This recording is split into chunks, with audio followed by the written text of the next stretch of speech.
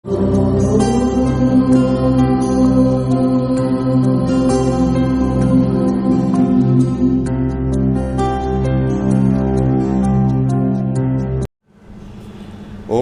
जय श्री कृष्ण मित्रों, स्वागत है आपका आदर्श धर्म सनातन धर्म यूट्यूब चैनल की अनसुनी कथा कहानी प्रसंग में।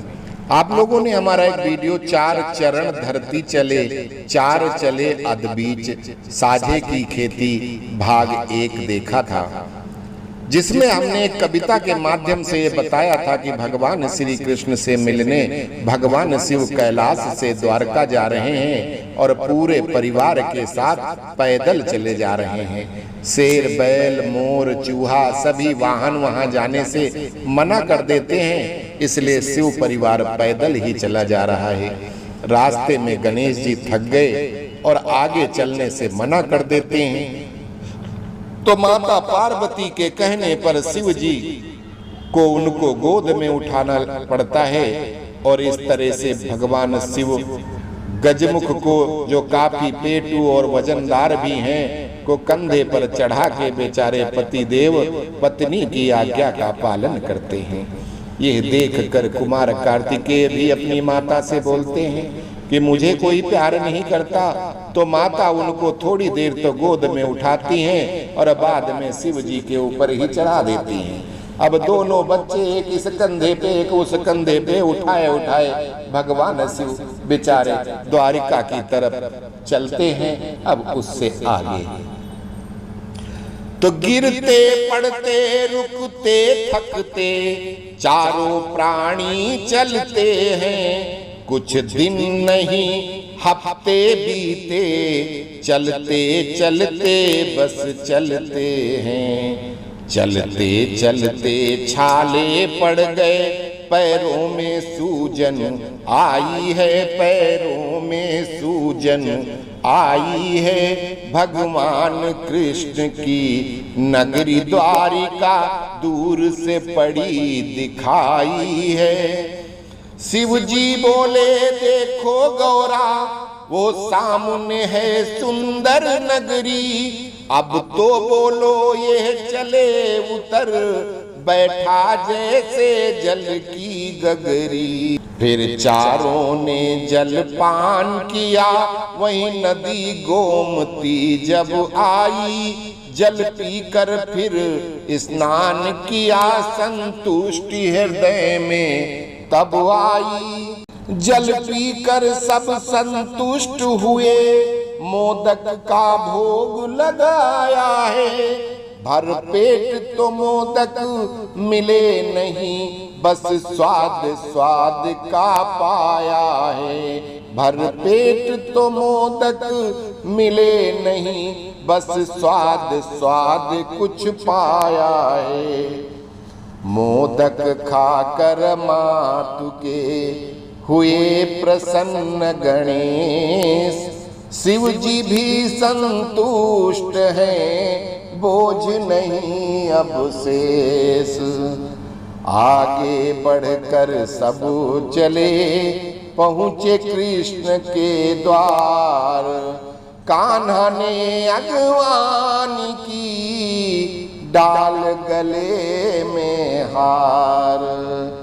अब सब वहां गोमती नदी के किनारे पहुंच करके जल पीते हैं, स्नान करते हैं, और जो माता पार्वती के पास थोड़े से मोदक बचे हुए थे वो सब बैठकर अपना नाश्ता करते हैं। ज्यादा तो नहीं थे, थोड़ा थोड़ा स्वाद स्वाद भर को सबको मिल गया। और बाकी तो आपको पता ही है कि भगवान गणेश मोदक पे टूट पड़े और सारे मोदक लेकर के खा के प्रसन्न हुए। फिर बोले कि अब हमारा पेट भर गया है, अब हम पैदल चलेंगे। फिर वो आगे चलते हुए भगवान कृष्ण के द्वार पे पहुंचते हैं और भगवान कृष्ण आगे बढ़कर सबकी अगवानी करते हैं और उनके गले में फूलों की मालाएं पहनाकर अपने महल के अंदर ले जाते हैं। महलों के अंदर पहुँचे, सेवा खातिर भी की भारी, मिलने वालों की कतार लगी है, पुत्र पौत्र वा सब नारी। आप सबको पता है कि भगवान श्री कृष्ण की तो 16,108 तो पत्नी है, और उन सब के 10 पुत्र हैं, और उनके पौत्र, फिर लाइन लग गई परिवार से मिलने वालों की। तो अब एक एक करके सब आकर अपना परिचय देते हैं और शिव जी को प्रणाम करके आगे बढ़ते हैं। इन सभी फॉर्मेलिटीज में बहुत सारा समय लग गया। फिर माता रुक्मिणी जी के महल को चली जाती हैं। आगे क्या होता है? शिव को बैठा कर कान्हा के संग माँ रुक्मिणी महल को चली गई। नटखट गणेश की देखभाल शिव को फिर देकर चली गई। नटखट गणेश की देखभाल शिव को फिर देकर चली गई। शिव ने पूछा, हे कृष्ण सुनो, मुझको भी खेती करनी है, मुझको भी खेती करनी है। अब रोज रोज की खिच खिच है, जो करती इसकी जननी है, जो करती इसकी जननी है। शादी करके हूँ परेशान, अब रोज रोज का झगड़ा है। घर का खर्चा है बढ़ा बहुत, बस खाने पीने का लफड़ा है। मम्मी कहती है इसकी कुछ भी तो काम करो स्वामी, अब तुम ही सहायक हो कान्हा, कुछ मदद करो अंतर्यामी। अब तुम ही सहायक हो कान्हा, कुछ मदद करो अंतर्यामी। भगवान शिव ने अपनी पत्नी की किचकिच, ताने, झगड़े की बातें सारी कृष्ण जी के आगे अपना रोना रोया। सब कुछ बता रहे थे और भगवान शिव पूछ रहे थे कि हे कान्हा, मैं तो एक से इतना परेशान हूँ, अरे आप 16,108 कैसे संभालते हो? हम तो एक को ही नहीं संभाल पा रहे हैं। शिव जी भावावेश में भूल गए कि जो वो माता की बुराइयां वहां पे कर रहे हैं, तो उनकी बुराई सुनने के लिए वहां पर माँ का लाडला बेटा गणेश भी बैठे हैं। गणेश जी ने सारी बातें अपने दिमाग में बैठा ली और उनमें बहुत सारी और लंबी लंबी कहानियां बना करके अपनी मम्मी को बता दी। गणेश जी कहते हैं कि हे माता, आपने पिताजी को तो सिर्फ यही कहा था कि भंग की खेती करते रहते हो, कुछ अनाज उगाओ तो खाने के काम आएगा, किंतु वो कान्हा अंकल से पता क्या कह रहे थे? क्या कह रहे थे पुत्र?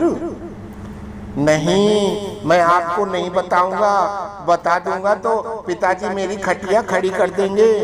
नहीं माता, मैं झूठ तो बोल नहीं सकता और सच आप सुन नहीं पाओगी, मैं नहीं बताता।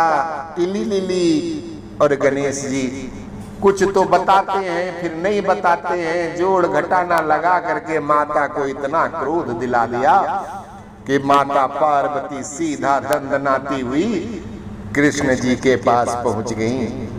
बड़ी नाराज होती हैं, क्रोधित होकर के सीधे कृष्ण जी के पास पहुंच के कान्हा से पूछती हैं कि कान्हा क्या कह रहे थे भोला भंडारी? कान्हा बोलते हैं कुछ नहीं माता, वो तो खेती करने की बात कर रहे हैं। मैं उनको यही समझा रहा हूँ कि आपके पास सिर्फ एक बैल है, खेती कैसे होगी? उसके लिए तो 2 बैल की जरूरत होती है, आप अकेले कैसे करोगे खेती? क्योंकि जब आप हल चलाओगे तो बीज बोने के लिए दूसरा व्यक्ति चाहिए।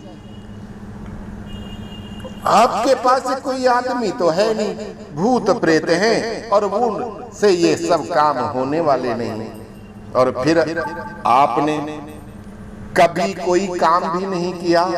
देखो हम तो द्वारका में भी अपनी ही खेती करते हैं। हम दोनों भाई खेत पे जाते हैं, दाऊ हल चलाते हैं, मैं बीज बोता हूँ। हमारे यहाँ बहुत से मेरे बच्चे हैं, सब मिलकर खेती करते हैं। खेती कोई परचून की दुकान थोड़ी है कि एक आदमी बैठ के चलाता रहेगा। इस काम को करने के लिए अकेले नहीं कर सकता कोई, इसमें तो कई लोग लगते हैं। माता कहती हैं कि कृष्ण तो बिल्कुल सही बोलते हैं, चलो कम से कम इनकी मोटी बुद्धि में कुछ तो करने का उत्साह आया। अरे भैया कान्हा, इनको अपने साथ ही लगा लो और साझे में खेती करो। जो अनाज पैदा होगा उसको बंटवारा कर लेंगे। ठीक है, सुन रहे हैं ना आप? अब आगे की आप बात कर लो। आपके पास तो एक बैल है और वो भी इतना बिगड़ा हुआ है, कुछ करता धरता नहीं है। उसकी भी बुद्धि कुछ ठिकाने लगेगी, खा खा के चौड़ा हो रहा है। देखो यहाँ आना था, आया नहीं, मरा, नखरे मार रहा था। और जैसे आप तो शेर पे ही बैठ के आई हो। अरे पिछली बार आए थे तब अनिरुद्ध ने उसके कान गर्म किए थे, इसलिए बहाना मारकर शेर भी तो नहीं आया। अब क्या था, एक दूसरे पर फिर आरोप प्रत्यारोप लगाए जाने लगे और दोनों का झगड़ा बढ़ता देख कान्हा जी ने कहा कि अच्छा बाबा ठीक है, हम साझे में ही खेती करेंगे। आप जाइए रुक्मिणी जी से बात कीजिए, हम इनके साथ अपना साझेदारी का प्रपत्र तैयार करवाते हैं। देखो भोलेनाथ, हम बाद का कोई झगड़ा हो वो नहीं रखते, इसलिए सब कुछ लिखित में होगा। 2 गवाहों की उपस्थिति में होगा, जिसमें एक माता पार्वती जी के हम दस्तखत कराएंगे और एक कोई और गवाह भी देख लो। आप मंजूर करते हो तो बात आगे बढ़ेगी। आपका एक बैल, मेरा एक बैल, हम हल चलाएंगे तो तुम कुदाल से चारों कोने खोदोगे, मिट्टी के सारे ढेले तुम फोड़ोगे, घास फूस तुम निकालोगे, सिंचाई हम करेंगे, गुड़ाई तुम करोगे। ऐसे सारे काम लिखित में हो गए। मोटे मोटे मेहनत के सारे काम भोले बाबा को दिए और हल्के फुल्के काम अपने हिस्से में रखे। भोले बाबा बोले भाई एक काम और करो, फसल में ही खेत को पहले से ही बांट लिया जाए, उसका भी लिखा पढ़ी हो जाए तो अच्छा रहेगा। कृष्ण जी बोले बिल्कुल सही बात कहा आपने, ये हम आपको स्वतंत्रता देते हैं। अब आप बताओ फसल का कौन सा हिस्सा आप लोगे? शिव जी बोले मुझे तो नीचे का हिस्सा चाहिए, ऊपर का आप ले लेना। कान्हा बोले चलो मंजूर, लिखा पढ़ी हो गई। बोले अब बुलाओ अपने बैल को और कल से करते हैं खेती। खेती के लिए नंदी को एक बैल के साथ जोतने के लिए बुलाया गया और फिर हल चलाने लगे। पता है हलवाही कौन है? श्री बलराम जी। तो साझे की खेती भई हलवाहे बलराम, नंदी के चाबुक पड़ी पड़ा राम से काम। नंदी के चाबुक पड़ी पड़ा राम से काम। तो आज हम यहीं पर विराम देते हैं और इसके आगे का प्रसंग जो बहुत सुंदर, हास्य से भरपूर और आनंद से भरपूर, वो अगले भाग में। तब तक के लिए आप लोग करिए इंतजार। फिलहाल नमस्कार। जय श्री राम, जय श्री कृष्ण, जय जय भोलेनाथ। भगवान कथा विसर्जन होती है, सुनहु वीर हनुमान। जो जन जहाँ ते आए हो, सो तहाँ करहु बयान।